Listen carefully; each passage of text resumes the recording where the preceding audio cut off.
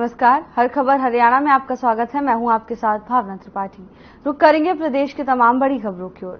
हरियाणा के पंचकुला की बेटी की star miss tin continent India Shambhavi से मुख्यमंत्री नायब सिंह ने संत कबीर कुटीर पर मुलाकात की।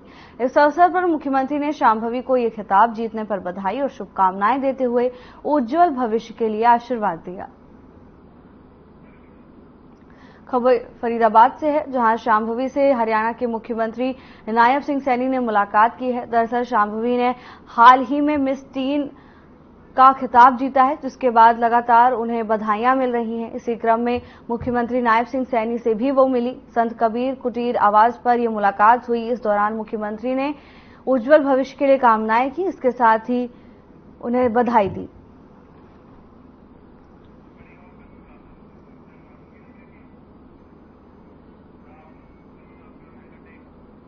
पंचकुला से इस वक्त की बड़ी खबर आ रही है, जहां राहगिरी कार्यक्रम का आयोजन हुआ है। मुख्यमंत्री नायब सैनी ने कार्यक्रम में शिरकत की है। सीएम ने स्टॉल्स, खेल गतिविधियों का भ्रमण भी किया।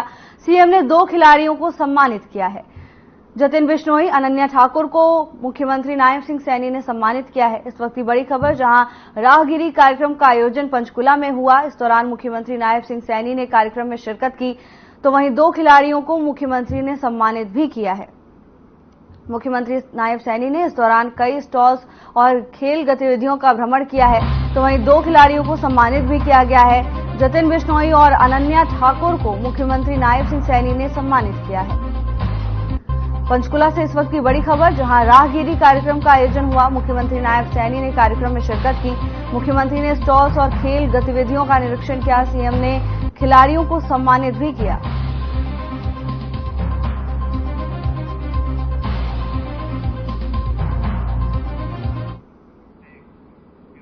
हरियाणा के पूर्व गृह मंत्री अनिल विज ने पेरिस ओलंपिक में कांस्य पदक विजेता सरबजोत के घर पर जाकर उनका सम्मान किया और पंजाबी में बोली पाकर डांस भी किया। उन्होंने सरबजोत के पिता के कहने पर अंबाला में और भी अच्छी इंफ्रास्ट्रक्चर बनाने की कोशिश करने की बात कही। वहीं उन्होंने नेता प्रतिपक्ष राहुल गांधी के बयान पर भी तीखी प्रतिक्रिया दी, जिसमें उन्होंने कहा कि मेरे घर ईडी की रेड पड़ने की संभावना जताई थी। वहीं उन्होंने कांग्रेस के हरियाणा में 11 साल बाद संगठन बनने पर भी तंज कसा। इसके साथ ही उन्होंने कांग्रेस नेता सुरजेवाला के बयान पर भी तीखी प्रतिक्रिया दी, जिसमें उन्होंने कहा कि अगर राहुल गांधी की जाति पूछनी है तो खेतों में खेती करते उस किसान से पूछो, इस मोची से पूछो जिसके साथ बैठकर उन्होंने सिले। इसके साथ ही उन्होंने कांग्रेस पर देश को बांटने का आरोप लगाया।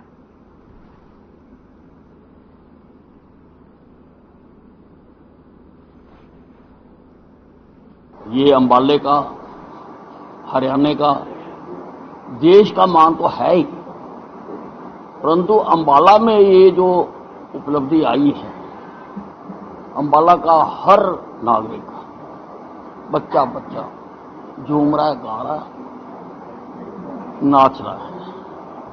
मनु बिल्कुल मनु भाकर ने बहुत अच्छा प्रदर्शन किया है। 2 मेडल वो पहले ले चुकी है और पूरी संभावना बनी हुई है। पंचकुला में जेजेपी को झटका लगा है। भाग सिंह दमदमा बीजेपी में शामिल हो गए हैं। भाग सिंह दमदमा ने मुख्यमंत्री नायब सैनी, स्पीकर ज्ञानचंद गुप्ता की अगुवाई में बीजेपी का दामन थामा।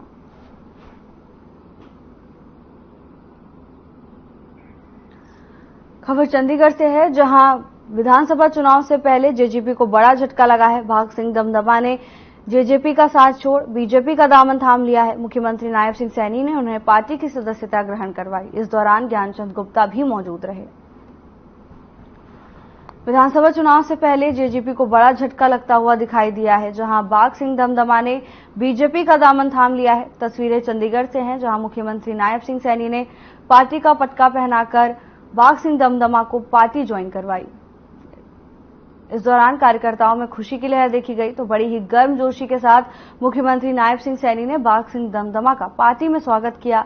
इस दौरान बीजेपी के कई वरिष्ठ नेता और कार्यकर्ता मौजूद रहे।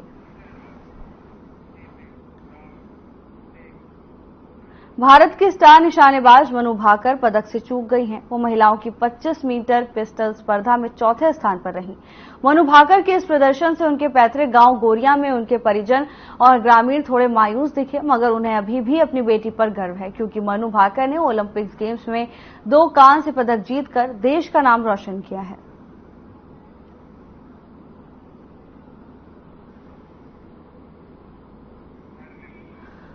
खबर झज्जर से है, जहां खिलाड़ी मनु भाकर का बेसब्री से इंतजार किया जा रहा है। दरअसल मनु मामूली अंतर से स्पर्धा चूक गई हैं, जिसके बाद उन्हें 2 कांस्य पदक हासिल हुए हैं। उनके पैतृक गांव में बड़ी बेसब्री से उनका इंतजार।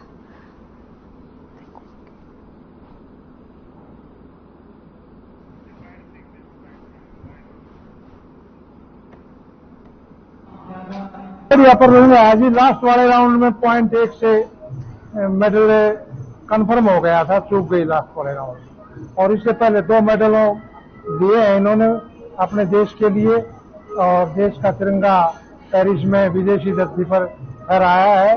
पहली बिटिया है जिसने ओलंपिक में 2 मेडल दिए हैं, ये भी एक रिकॉर्ड। आज बहुत खुश हैं जी, हम तो आज भी खुश हैं। और पोजीशन भी बहुत अच्छी पोजीशन होती है, आपसे मेडल फिसल गया, इस बात का थोड़ा जो है हाँ। देखो, मेडल की बेटी के लिए निराशा तो है ही, लेकिन 2 मेडल जीतना और इस लेवल के ऊपर जहां वर्ल्ड के बेस्ट एथलीट्स जाते हैं, वहां 2 मेडल जीतना अपने आप में एक बहुत बड़ी अचीवमेंट है। और मनु बेटी को बहुत बहुत बधाई। मनु ने गांव गोरिया अपने स्कूल यूनिवर्सल स्कूल का और अपने देश और प्रांत का नाम रोशन किया है, तो हम बहुत ज्यादा खुश हैं। और आज मेडल आ जाता तो खुशियां और ज्यादा दोगुनी हो जाती।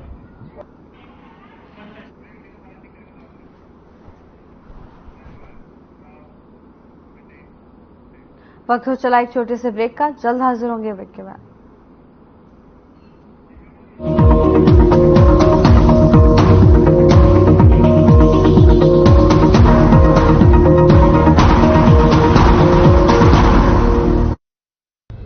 हम हरियाणवी अब हर घर नल से शुद्ध जल पाते हैं। हमारा Haryana, non stop Haryana.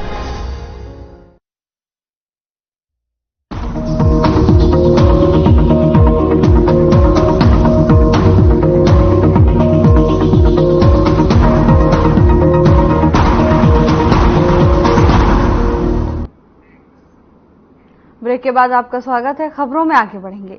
Rewari police ने इन्वर्टर, बैटरी और इलेक्ट्रिक उपकरण चोरी करने वाले बड़े गिरोह का पर्दाफाश किया है। पुलिस पूछताछ में इस गिरोह ने 70 वारदातों को कबूला है, जिनकी निशानदेही पर पुलिस ने बड़ी मात्रा में चोरी का सामान भी बरामद किया है। बता दें कि पकड़े गए गिरोह के सदस्य पेशेवर चोर हैं, जिन्होंने 2023 में भी वारदात को अंजाम दिया था, लेकिन जमानत पर बाहर आने के बाद 2024 के 8 महीनों में इस गिरोह ने 70 वारदातों को अंजाम दिया। डीएसपी आशीष चौधरी ने बताया कि चोरी के मामले में रेवाड़ी पुलिस की टीमें लगातार छापेमारी कर रही थी। इस दौरान धारूहेड़ा सीआईए पुलिस टीम ने 4 आरोपियों को गिरफ्तार किया है।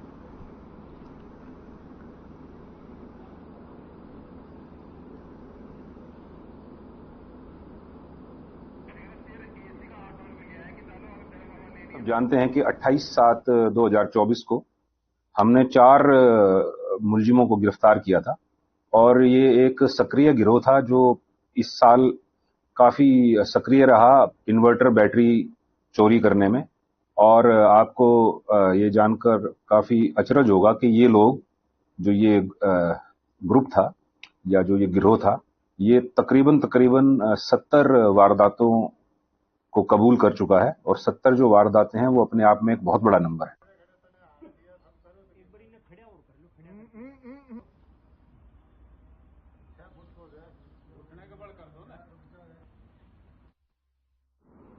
हरियाणा के मुख्यमंत्री नायब सिंह सैनी ने सिख समाज के लोगों से आह्वान किया है कि वो हरियाणा सिख गुरुद्वारा प्रबंधक कमेटी की वोटर लिस्ट में अधिक से अधिक नाम दर्ज करवाएं। प्रदेश सरकार द्वारा पहले नाम दर्ज करवाने के लिए ली जाने वाली 100 रुपए की फीस को अब खत्म कर दिया है। वोट बनवाने के लिए एक अभियान चलाया जाएगा।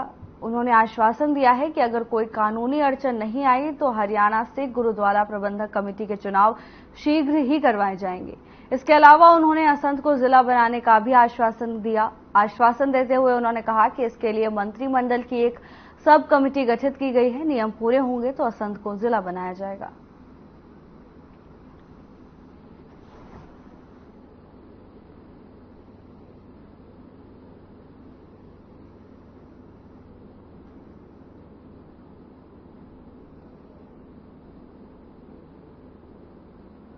मैं आप सबका आज इस अवसर के ऊपर बहुत बहुत आप सबको शुभकामनाएं भी देता हूं। और हमारे जिला साहब जी ने एक मांग पत्र दिया है और मांग पत्र के अंदर हमारे हरियाणा गुरुद्वारा प्रबंधक कमेटी के जो चुनाव है वो हो, उसकी बात कही है। ये जल्दी, क्योंकि इसके लिए अलग से रिटायर्ड जस्टिस इसको देख रहे हैं, सरदार बल्ला सिंह जी।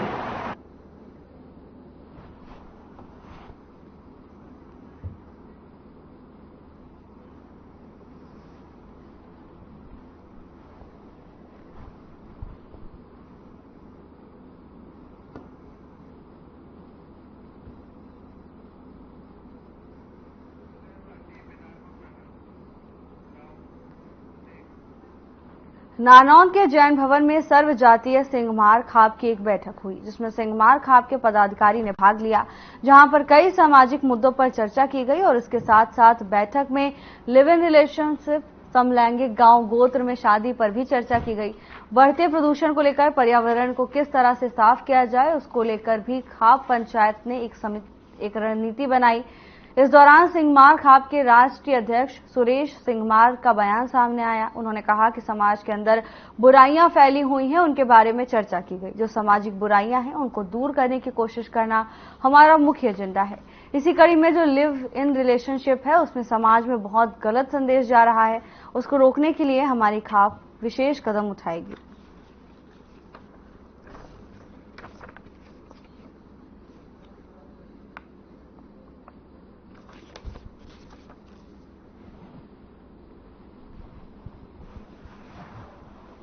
मैरिज के ऊपर है कि लव मैरिज जब भी कोई बच्चा लड़का लड़की करते हैं तो लव मैरिज में माता पिता की अनुमति हो सामाजिक तौर पर।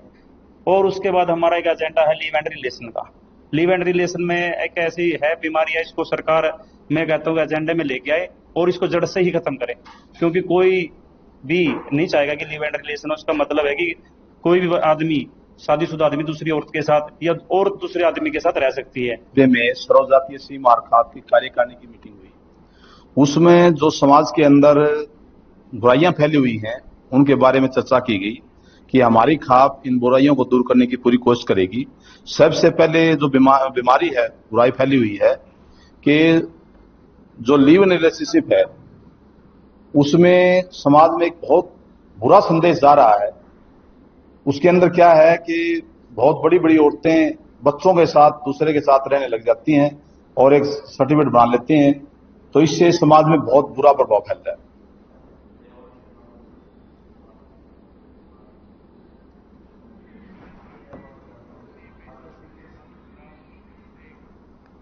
हरियाणा सरकार ने बच्चों को पढ़ाने के लिए प्ले वे स्कूल खोल दिए हैं, यानी कि पहले सिर्फ जो अमीर व्यक्ति पहले अपने बच्चे को क्रेच या प्ले वे स्कूल में भेज पाते थे, अब ऐसा नहीं होगा। गांव में स्थित अलग अलग आंगनबाड़ी केंद्रों का अब प्ले वे स्कूल बना दिया गया है। जिला करनाल के इंद्री हलके के जैनपुर गांव में भी आंगनबाड़ी केंद्र हैं जो अब प्ले वे स्कूल बन चुके हैं। बच्चे का बॉक्स, चित्र और खेल खेल में गिनती के जरिए पढ़ाई के साथ साथ मानसिक विकास भी हो रहा है। बच्चों के पेरेंट्स से लेकर स्कूल के टीचर भी इस बात से खुश हैं। सीधा स्कूल की बजाय अब उनका बच्चा भी प्ले वे में जाएगा। वो तमाम उन बातों को सीखता है जो प्राइवेट प्ले वे में ज्यादा फीस देकर बच्चा सीखता है, लेकिन ये सरकार की तरफ से चलता है।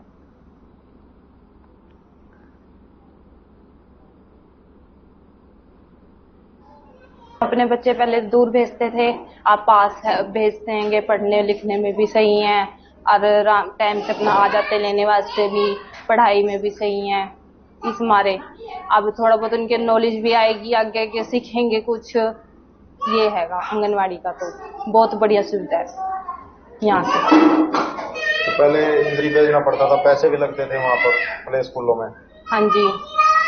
तो अब सरकार की ये योजना कितनी कारगर साबित हो रही है, कितना अच्छा लग रहा है आपको? यहाँ पे बहुत बढ़िया है जी। यहाँ पे बहुत बच्चे भी आने लग गए हैं जी।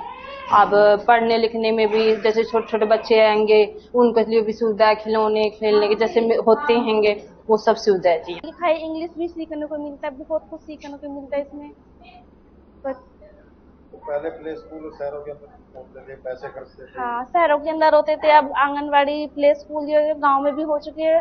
अब जैसे पहले शहर में पैसे खर्च के डालने पड़ते थे, हमें आंगनवाड़ी में सारी सुविधा मिल चुकी है। इस चीज क्या है सरकार की योजना? सरकार की योजना बहुत बढ़िया रही है सर। क्या कहेंगे सरकार का धन्यवाद? सरकार का बहुत बहुत धन्यवाद करते हैं। क्या है, गरीब बच्चे भी पढ़ लिख सकते हैं? गरीब बच्चे भी अब इसमें पढ़ लिख सकते हैं। सर नमस्कार सर, मेरा नाम बबीता है सर, मैं आंगनवाड़ी वर्कर हूँ। मैं गांव जैनपुर डेरा से बिलोंग करती हूँ सर मेरी पहले आंगनवाड़ी थी सर, अब मेरा प्ले स्कूल बन चुका है सर। प्ले स्कूल के बेनिफिट ये हैं सर कि हमें सब साजो सामान दिए गए हैं। सॉरी, जैसे मेरा कहने का मतलब आपको खिलौनों से है और मतलब बच्चों की बुक्स वगैरह से है, मतलब झुल्लो वगैरह से है, तो बच्चे प्ले स्कूल में आते हैं। पहले ये था सर, हमें फोर्स करना पड़ता था बच्चों को आने के लिए।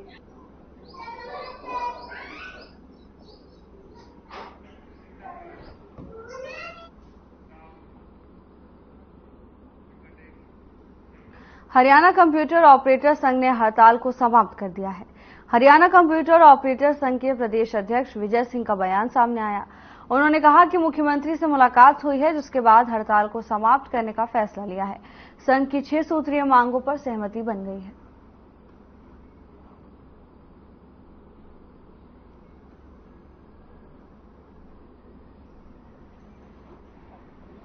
और काफी दिन से हमारी 15 जुलाई से पूरे प्रदेश में हड़ताल चल रही थी। इसको लेकर के हमने पूरे प्रदेश में कई बार ज्ञापनों का दौर चला। हमने विधायकों को, भारतीय जनता पार्टी के जिला अध्यक्षों को, सभी को हमने ज्ञापन दिया। कल हमारा प्रदर्शन सीएम आवास का था, उसमें हमारे कई साथियों को गिरफ्तार कर लिया गया था। एक छोटे से ब्रेक के लिए रुकेंगे, जल्द हाजिर होंगे ब्रेक के बाद।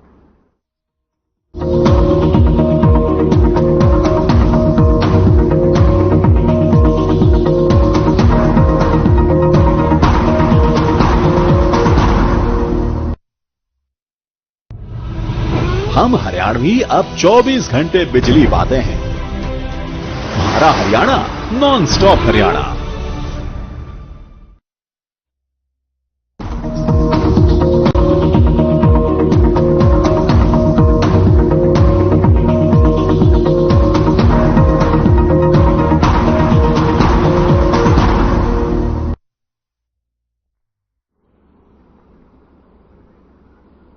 ब्रेक के बाद आपका स्वागत है। खबरों में आगे बढ़ेंगे। राहुल गांधी ने ईडी की संभावित रेड को पोस्ट डाली, जिसके बाद ऊर्जा मंत्री मनोहर लाल ने राहुल गांधी के पोस्ट पर निशाना साधा। केंद्रीय मंत्री मनोहर लाल ने राहुल गांधी को निशाने पर लेते हुए लिखा कि उन्होंने तंज कसते हुए कहा है कि चोर की दाढ़ी में तिनका वही डरता है जिनके मन में पाप होता है। कांग्रेस की यात्रा पर मनोहर लाल ने कहा कि सभी पार्टियां अपना अभियान चलाती हैं, लेकिन कांग्रेस के नेता अलग अलग चलते हैं। मनोहर लाल ने सरकारी नौकरियों के मुद्दे पर कहा कि कांग्रेस राज में 11 भर्ती कोर्ट ने रद्द करवाई है। बीजेपी सरकार ने पात्र युवाओं को नौकरी देने के लिए परीक्षा और योग्यता का मापदंड तय किया है। हमारा मेरिट मिशन चल रहा है और आगे भी चलता रहेगा। साथ ही उन्होंने सीएम नायब सिंह सैनी की प्रशंसा भी की।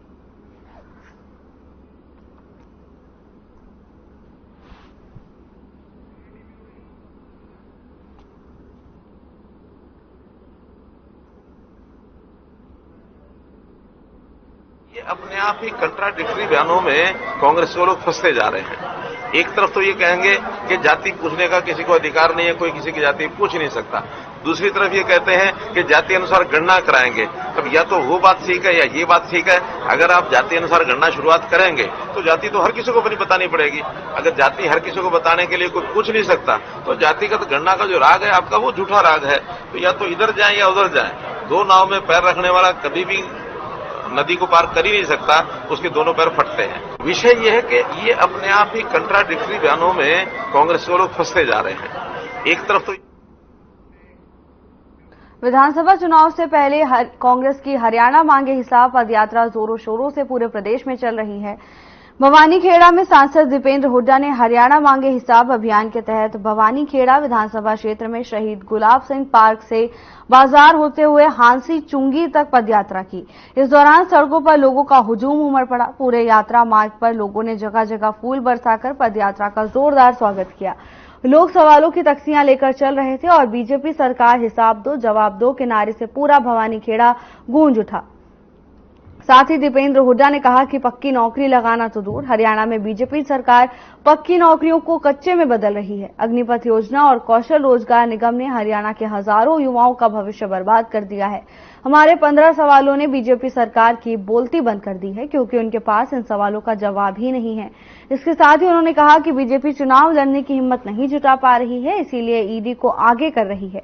वहीं दीपेंद्र हुड्डा ने ऐलान किया कि जैसे लोकसभा चुनाव में बीजेपी को हाफ कर दिया है, वैसे ही विधानसभा चुनाव में साफ कर देंगे। इस दौरान उनके साथ सांसद जयप्रकाश जेपी भी मौजूद रहे।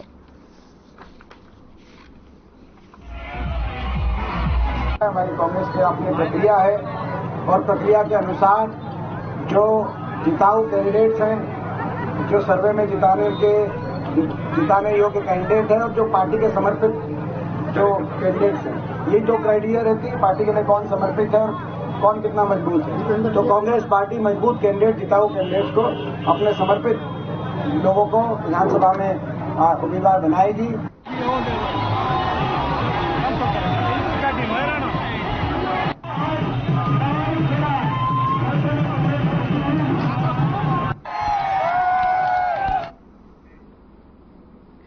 इन दिनों सोशल मीडिया पर एक वीडियो वायरल हो रहा है, जिसमें गद्दी नशीन संत साहिब वकील साहिब अपने एक दोस्त एडवोकेट सुमेर सिंह के साथ चर्चा करते हुए दिखाई दे रहे हैं।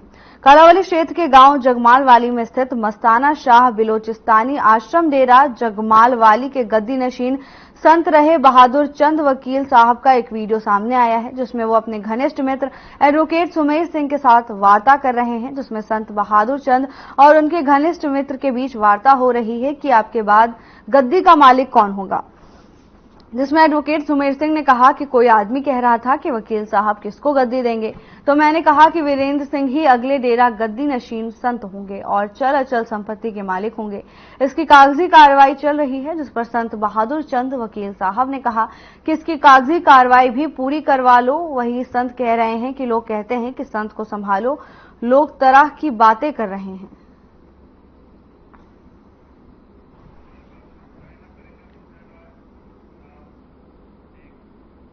फिलहाल के लिए बस इतना ही। जल्द हाजिर होंगे नई अपडेट्स के साथ। नमस्कार।